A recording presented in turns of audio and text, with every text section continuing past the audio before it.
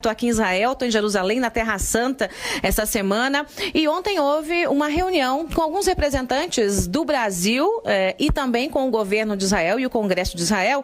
E eu fui convidada para representar aí o povo brasileiro, aquele que não é filiado a partido ou que não é político, e falar em nome do nosso Brasil aqui em Israel e fazer uma troca de bandeiras, levar a bandeira do nosso país e trazer uma bandeira de Israel. Foi uma solenidade muito bacana, mas você sabe que o grande foco, a espinha dorsal, o tema levantado pelo governo de Israel foi a crítica feita a um voto do Brasil na Unesco. Minha gente, acredite se quiser, mas o Brasil, o nosso Ministério de Relações Exteriores, os nossos representantes na Unesco votaram contra Israel, contra o povo judeu, envolvendo a soberania de Israel sobre Jerusalém, que é considerada, todo mundo sabe, a cidade santa para os judeus. Mas o problema não é só a questão envolvendo os judeus. O problema é que o Brasil votou contra a soberania de Israel sobre Jerusalém e também votou contra o próprio povo, porque a grande maioria esmagadora do povo brasileiro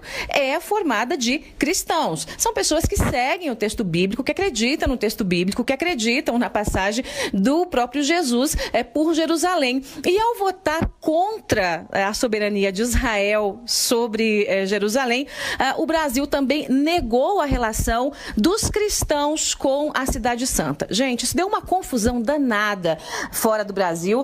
No Brasil a repercussão é muito engraçado, né? Porque as coisas chegam aos pedaços no Brasil, então a política internacional chega repicada e a gente tem só fragmentos do que acontece de verdade aqui fora, mas nos Estados Unidos, aqui em Israel, na Itália, em toda a Europa, deu uma confusão danada por conta desse voto, que é um voto esquizofrênico do Brasil na Unesco. E ontem os representantes aqui do governo de Israel pediram a essa comitiva brasileira para que pressionem o governo, para que pressionem o próprio ministro das Relações Exteriores para que mude o voto na Unesco. Porque o que o Brasil fez, na verdade, foi se juntar aos estados aí árabes, aos estados que defendem aí a autoridade palestina, justamente para rasgar o texto bíblico, para rasgar a Bíblia e a história, né, toda aí dos cristãos.